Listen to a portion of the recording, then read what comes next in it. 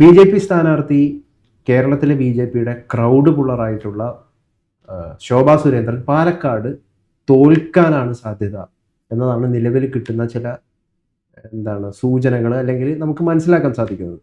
അതിന് അവരെ തോൽപ്പിക്കാനായിട്ട് കാല് വാരാനായിട്ട് ബി ജെ പിക്കുള്ളിൽ തന്നെ കുറേയധികം വിഷപ്പാമ്പുകൾ തക്കം പാർത്തിയിരിക്കുന്നു എന്നും നമുക്ക് അറിയാവുന്ന കാര്യമാണ്. അതിൻ്റെ ഭാഗമായിട്ടാണ് കഴിഞ്ഞ ദിവസം വടക്കേത്തറയിലെ 51 വാർഡിൽ കൗൺസിലർ സിന്ധു രാജിൻ്റെ നേതൃത്വത്തിൽ ഒരു 7:30 കൂടിയിട്ട് രമേശ് പിഷാരടിയെ തടയുന്ന സാഹചര്യം രൂപപ്പെട്ടിരിക്കുന്നതെന്ന് ഇപ്പോൾ പ്രചരണം സോഷ്യൽ മീഡിയയിൽ കലക്കുകയാണ്. അപ്പോൾ ശോഭാ സുരേന്ദ്രൻ ജയിച്ചു വരരുത്, അവരെ തോൽപ്പിക്കുക തന്നെ വേണമെന്ന് ബി ജെ പി ഒരു ആഹ്വാനമായിട്ട് ഏറ്റെടുത്തിരിക്കുകയാണ്.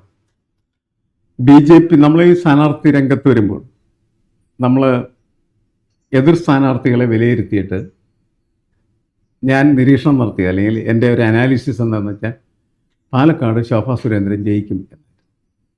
അതിൻ്റെ കാരണം എന്താണെന്ന് വെച്ചാൽ ഒരു നിയോജക മണ്ഡലത്തിൽ ത്രികോണ മത്സര സാധ്യത വളരെ കൂടുതലുണ്ട്.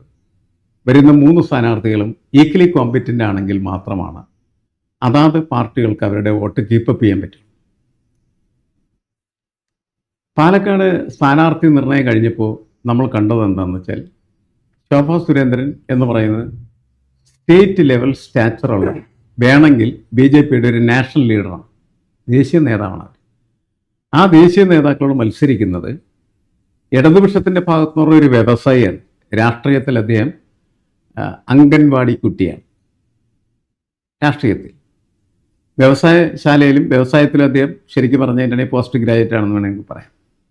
പക്ഷേ രാഷ്ട്രീയത്തിൽ അദ്ദേഹം ഒരു അംഗൻവാടി വിദ്യാർത്ഥി. ഇപ്പുറത്തെന്താണെന്ന് വെച്ച് കഴിഞ്ഞാൽ കോൺഗ്രസ് അവതരിപ്പിക്കുന്നതായിട്ടുള്ള രമേശ് പിഷാരടി എന്ന് പറയുന്നത് ഒരു പ്രൈമറി വിദ്യാർത്ഥി രാഷ്ട്രീയത്തിൽ. അപ്പോൾ ഈ അംഗൻവാടി വിദ്യാർത്ഥിയും പ്രൈമറി വിദ്യാർത്ഥിയും വളരെ സീസൺഡ് ആയിട്ടുള്ള ഒരു പൊളിറ്റിക്കൽ ലീഡറിനെതിരെ മത്സരിക്കുമ്പോൾ അവർക്ക് വെയിറ്റ് കുറവായിരിക്കും.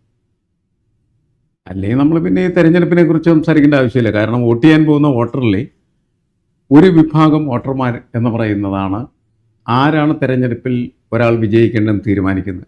അത് നമ്മൾ കാര്യക്ഷമതയോടുകൂടി കാര്യങ്ങൾ വിലയിരുത്തുന്നതായിട്ടുള്ള കുറേ വോട്ടർമാരുണ്ട്.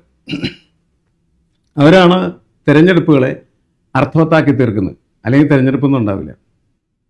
ഒരാൾ തന്നെ ഇങ്ങനെ സ്ഥിരം ജയിച്ചുകൊണ്ടിരിക്കും, അല്ലെങ്കിൽ ഒരു പാർട്ടി തന്നെ സ്ഥിരം ജയിച്ചുകൊണ്ടിരിക്കും. ഒരു പാർട്ടി മാറ്റി മറ്റൊരു പാർട്ടിയെ കൊണ്ടുവരുന്നതിൽ ഇവരുടെ പങ്കാളിത്തം വളരെ വലുത്. അപ്പോൾ അവർ നോക്കും 3 സ്ഥാനാർത്ഥികളെ നോക്കും. രാഷ്ട്രീയമായി ആരാണ് മികച്ചത്? ശോഭാ സുരേന്ദ്രൻ.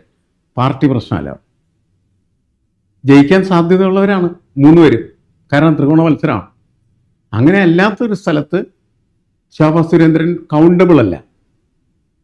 അവരാരും പരിഗണിക്കില്ല, കാരണം അവർ ജയിക്കില്ല. ഇവിടെ അങ്ങനെയല്ല, അവർ ജയിക്കും എന്ന് കരുതാവുന്ന തരത്തിൽ അവരുടെ കപ്പാസിറ്റി അല്ലെങ്കിൽ അവരുടെ പൊട്ടൻഷ്യൽ അവർ കാണിച്ചിട്ടുള്ളതാണ് എല്ലായിടത്തും. പാലക്കാട് തന്നെ നേരത്തെ അവർ അത് പ്രകടമാക്കിയിട്ടുള്ളൂ. അങ്ങനെ വരുമ്പോൾ സ്വാഭാവികമായിട്ട് ഇവർ വിജയിക്കാം. തെരഞ്ഞെടുപ്പിലെ സ്ഥാനാർത്ഥി നിർണയത്തിൻ്റെ ഒറ്റ കാര്യത്തിൽ പോലും, ഒറ്റ ബേസിൽ പോലും പാലക്കാട് ശോഭാ സുരേന്ദ്രൻ വിജയിക്കാം എന്നാണ് നമ്മൾ കരുതിയിരുന്നത്. നമ്മളങ്ങനെ പറയുകയും ചെയ്തു. അത് കഴിഞ്ഞതിന് ശേഷം പിന്നീട് അവിടെ നടക്കുന്ന കാര്യങ്ങളിലേക്ക് നോക്കുമ്പോഴാണ് ബി ജെ പിക്ക് അകത്തുള്ള ഇൻ പാർട്ടി പൊളിറ്റിക്സ് എന്ന് പറഞ്ഞ സാധനം, അവരുടെ ആഭ്യന്തര പ്രശ്നം, ആഭ്യന്തര രാഷ്ട്രീയം. ആ രാഷ്ട്രീയത്തിൽ വളരെ ശക്തമായിട്ടുള്ള അടിത്തറയുള്ള പാലക്കാട്ടെ ബി ജെ പി ആഗ്രഹിക്കുന്നത് പുറത്തു നിന്നുള്ള ആളുകൾ വരണ്ട. പുറത്തു നിന്നുള്ള ആളുകൾ വേണ്ട, കാരണം ഇവിടെ ഞങ്ങൾ പ്രഗത്ഭരായിട്ടുള്ള ആളുകളുണ്ട്, ഞങ്ങൾ മത്സരിച്ചോളാം. അതാണ് അവർ പറയുന്നത്. അപ്പോൾ ബി ജെ പിയെ സംബന്ധിച്ചിടത്തോളം B J P Palakkad seat പിടിക്കുന്നതിന് വേണ്ടിയിട്ട് ശോഭാ സുരേന്ദ്രനെ അവിടെ പ്രതിഷ്ഠിക്കുന്ന സമയത്ത് പാലക്കാട് നിയോജക മണ്ഡലത്തിൽ ബി ജെ പി പറയുന്നത് ശോഭ ഞങ്ങൾക്ക് പ്രവാസിയാണ്, അതുകൊണ്ട് ഇവർ വേണ്ട എന്നവർ തീരുമാനിക്കുകയാണ് ചെയ്യുന്നത്. പിന്നീട് അവരുടെ പ്രവർത്തനങ്ങളൊക്കെ അങ്ങനെയാണ്.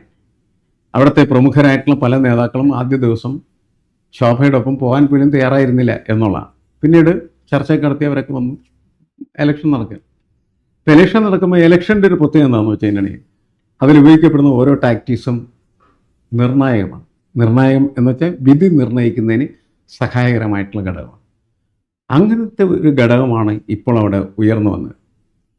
രമേശ് പിഷാരടി വോട്ട് ചോദിക്കാനായിട്ട് അല്ലെങ്കിൽ വോട്ടർമാരെ കാണുന്നതിന് വേണ്ടി സമയത്ത് നിങ്ങളിവിടെ വരണ്ട, നിങ്ങൾ പെണ്ണുപിടിയൻ്റെ പാർട്ടിക്കാരനാണ്, അവരെ ഞങ്ങൾ ഈ പ്രദേശത്തേക്ക് കയറ്റില്ല എന്ന് പ്രഖ്യാപിക്കുകയാണ് ചെയ്തത്.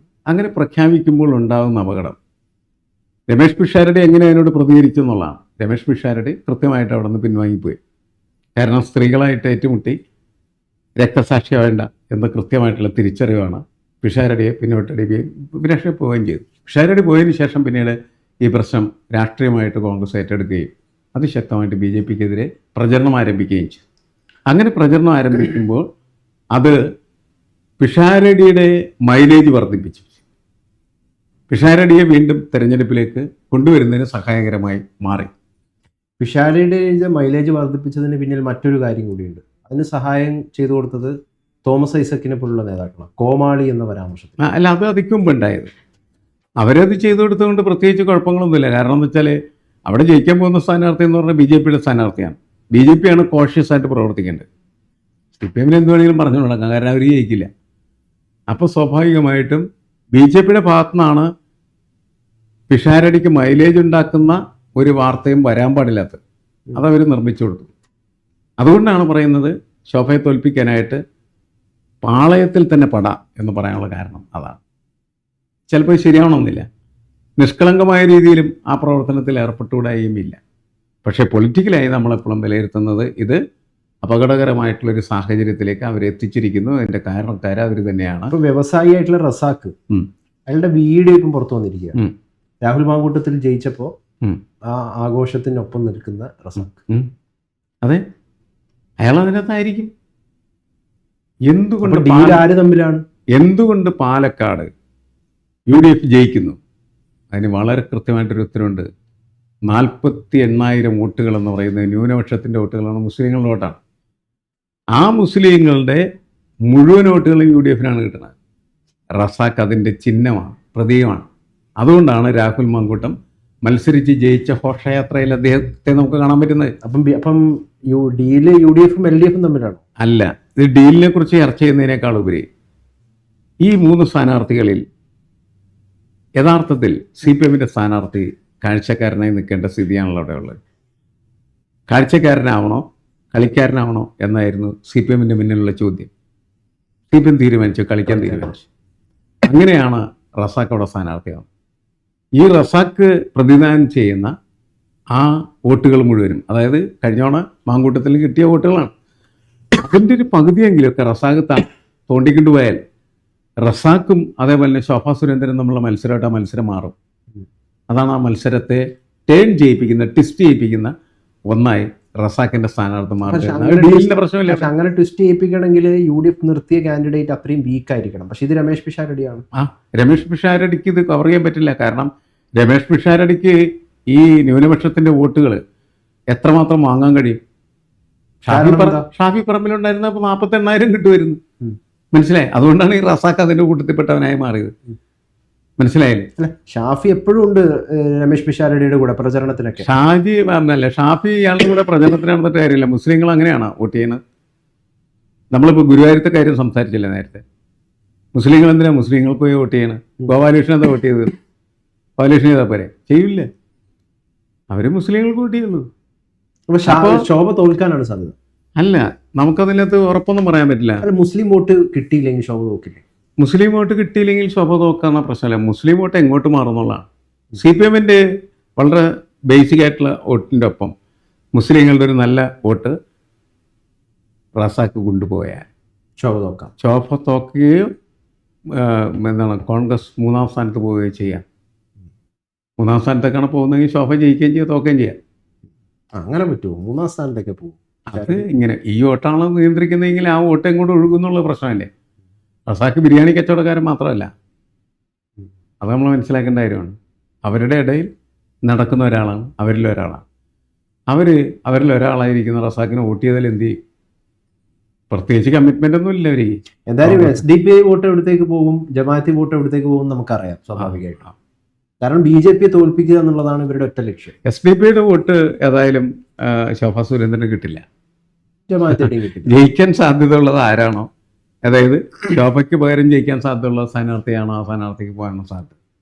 അത് നമുക്കിപ്പോൾ വിലയിരുത്താൻ പറ്റില്ല. കാരണം ഇവിടുത്തെ ടിസ്റ്റ് എങ്ങനെയാണെന്ന് നോക്കിയിട്ട് വേണം. ഞാൻ പറയുന്നത് കുറച്ചെങ്കിലും നല്ലൊരു ശതമാനം മുസ്ലിം വോട്ട് ശോഭയ്ക്ക് കിട്ടുകയാണെങ്കിൽ മാത്രമേ വിജയം കാണാൻ പറ്റൂ എന്നാണോ? അല്ല, മുസ്ലിം വോട്ടുകൾ കുറച്ച് ശോഭയ്ക്ക് കിട്ടുകയാണെന്ന് പറഞ്ഞിട്ടുണ്ടെങ്കിൽ ശോഭയ്ക്ക് ഈസിയായിട്ട് ജയിക്കാം അവിടെ. അങ്ങനെ വന്നാൽ സുരേഷ് ഗോപിനെ ജയിപ്പിച്ചില്ലേ?